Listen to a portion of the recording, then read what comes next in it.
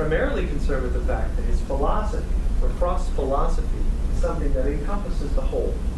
In the pursuit of wisdom, he's willing to look to Athens, to the sort of source of philosophy, but he's also willing to derive something from Lacan, from Sparta, right? And its training and spirit of his man. And he's not beneath going to the hillbilly country of Boeotia. In fact, Pindar and several other of the great poets are reported to have come from that very region. He will not have it systematic. He will find it wherever it is to be found. And in fact, it is widely distributed. Just as Plato described the tripartite soul, Frost embraces this intellectual, emotional approach to poetry that is philosophical because it incorporates mind and appetite and emotion, producing the thought-felt thing. The poetry of Robert Frost embodies this dualistic philosophy of language, as I said, much like Aristotle, fusing theory and practice, spirit and matter, thought and feeling.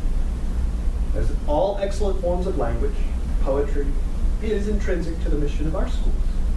Promote the lifelong pursuit truth, goodness, and beauty. Like Frost, real poets are devoted to the precise use of symbols, the evocative power of words, and the vision that helps us form a virtuous and happy soul. Precise language seeks truth, however veiled our understanding. Think of one neighbor who carefully weighs the saying of another. Good fences make good neighbors. Is it true? Maybe. Sometimes. Not always.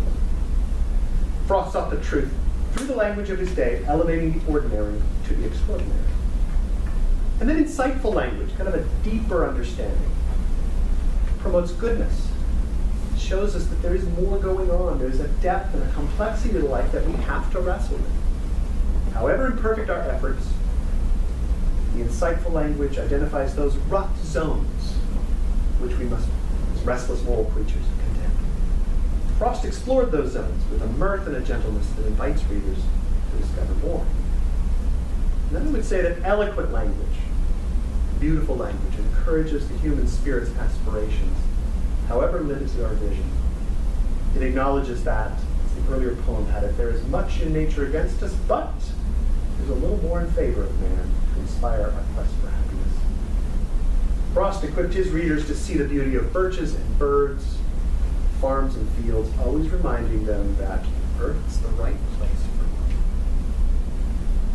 The life and work of Robert Frost embody much of what Dana Gioia called for. Broadly appealing and accessible presentation of the masterful works of civilization, chiefly those found in language. Those great books that we refer to, and all that is truly to be named poetry. Not only can poetry matter, it is a matter of ultimate consequence.